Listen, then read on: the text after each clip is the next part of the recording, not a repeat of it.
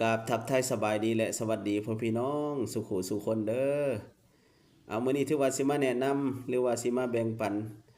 วิธีการเวลาเฮาถ่ายคลิปและเฮ็ดแนวใดบ่ให้วิดีโอมันสั่นเนาะพี่น้องเนาะเพราะว่าหลายๆคนอาจจะพบพอปัญหานี้เนาะก็คือบ่าวโต้ก็พบพอประจำนั่นแหละพี่น้องก็คือเวลาถ่ายคลิปสิมาอัปโหลดลงหั่นนะพี่น้องเวลาโทรศัพท์เวลาเฮาถ่ายแล้วเฮ็ดให้วิดีโอน่ะมันสั่นมันบ่งามหั่นนะพี่น้องเพราะว่าบอโต้น่ะบ่มีไม้กันสั่นนะพี่น้องหรือว่าบางคนอาจจะลืมไม้กันสั่นบ่ไปถ่ายคลิปอยู่บอนอื่นหรือว่าบ่มีไม้กันสั่นเนาะก็เวลาถ่ายคลิปแล้วเฮ็ดให้พบพ้อกับปัญหาก็คือวิดีโอมันสั่นนะพี่น้องมันบ่งามหั่นนะพี่น้องและมื้อนี้แล้วบอโต้สิมาแบ่งปันวิธีการแก้ไขเฮ็ดจังได๋วิดีโอเฮาจังสิบ่สั่นนะพี่น้องเฮ็ดให้เวลาผู้ชมเบิ่งและเฮ็ดให้บ่ลายตานะพี่น้องและมื้อนี้แม่นบ่โตมีวิธีแนะนำเนาะวิธีการแก้ไขอันนี้คือบ่โตใช้ประจำแหละวิธีนี้เนาะพี่น้องเนาะถ้าหากว่าโทรศัพท์ราคาแพงเนาะมันอาจจะมีกันสั่นในโตมันก็อาจจะบ่พบพอกับปัญหานี้เนาะพี่น้องเนาะแต่ว่าโทรศัพท์ราคาถูกนี่แน่นอนนะพี่น้องเวลาเฮาถ่ายมันมักจะสั่นนั่นแหละก็คือของบ่โตนี่ก็มันเป็นโทรศัพท์ราคาถูกนะพี่น้องก็เลยพบพอกับปัญหานี้ประจำก็เลยได้ใช้วิธีนี้ตลอดเลยบ่โตก็ดีเนาะเอามื้อนี้ถือว่าเฮามาแนะนำไม่แนะนำสำหรับไผที่บ่ทันรู้เนาะพี่น้องเนาะมันมีวิธีแก้ไขอยู่พี่น้องอันนี้แนะนำสำหรับโทรศัพท์รุ่น Android ทั่วไปเด้อพี่น้องเด้อ Android ทั่วไปโทรศัพท์ทั่วไปนี่แหละแต่ว่าเป็น iPhone บ่พวก SOS นี่ก็บ่โตก็ยังบ่เคยใช้จักเทื่อพี่น้องเคยใช้แต่ Android อันเฮาเข้าไปเบิ่งเลยบัดนี้วิธีการมันเนาะเอาก่อนอื่นเฮาเข้าไปที่อันนี้เลยพี่น้องเข้าไปที่บอนคลังรูปภาพมันเลยโฟโต้นี่เลยพี่น้องนะบอนเฮาเก็บภาพรูปภาพเก็บวิดีโอเก็บรูปภาพมาไว้เนี่ยเฮากดเข้าไปเลยเนาะกดเข้าเลยนี่เนาะนี่เขาจะเอาวิดีโอตัวนี้นะพี่น้องเนาะนี่เอากดเข้าไปเลยเนาะนี่อันนี้เป็นวิดีโอที่ว่าก่อนเฮาแก้ไขเด้อพี่น้องเด้อนี่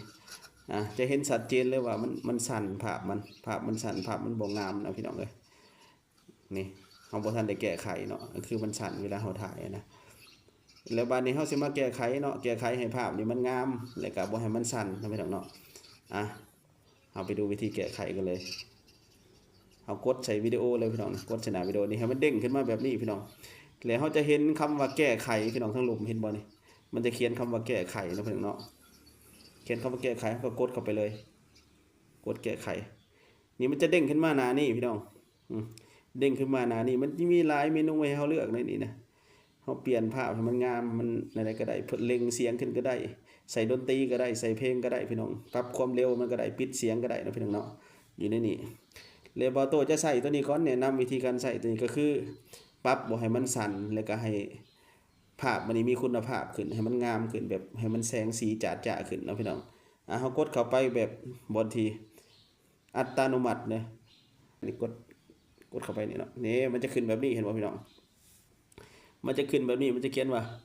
ปรับปรุงเนาะปรับปรุงก็คือ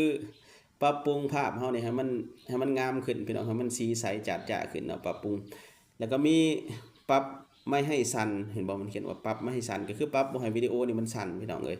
ก็คือการสั่นมันนั่นแหละอันนี้บ่โตจะกดปรับปรุงก่อนนะพี่น้องเนาะกดปรับปรุงลองเบิ่งเด้อพี่น้องเด้อนี่กดเรียบร้อยแล้วปรับปรุงดิ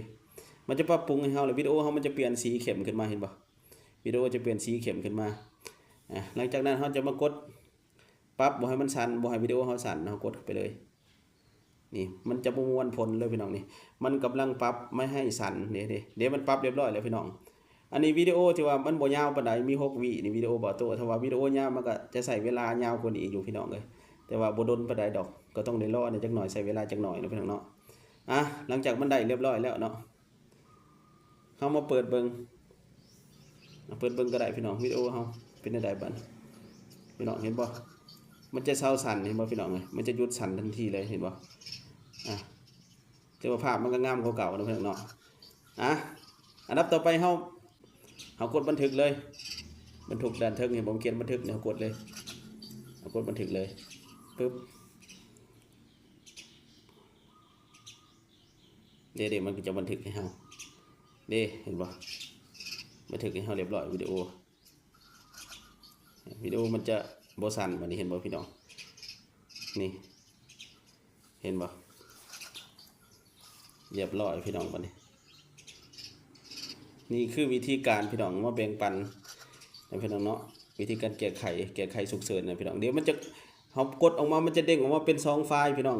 นี่เห็นบ่มันเป็น2ไฟล์นี่ไฟล์ทำอิฐนี่ไฟล์ทำอิฐอันนี้ไฟล์ที่ว่าเฮาแก้ไขมันจะอยู่ทางหน้าเนาะพี่น้องเฮาลบทิมก็ได้เฮาบ่อยากได้แล้วไฟล์ทำอิฐนี่เพราะว่าไฟล์นี้เฮาบ่ทันได้แก้ไขมันบ่งามนะเอาลบเลยกดลบเลยกดทางขี้อะไรลบเรียบร้อยเดี๋ยวเฮาจงไว้ไฟล์นี่ไฟล์ที่เฮาแก้ไขเนาะนี่ภาพมันก็บ่สั่นแล้วนี่อ่ะเรียบร้อยพี่น้องกดออกเลยเอาถือว่ามัดสำนี้เนาะสำหรับคลิปนี้นะพี่น้องเนาะขอบใจผู้ที่ว่าเขามาเบิ่งเขามาชมจนต้นจนจบเนาะอ่ะขอบใจหลายๆ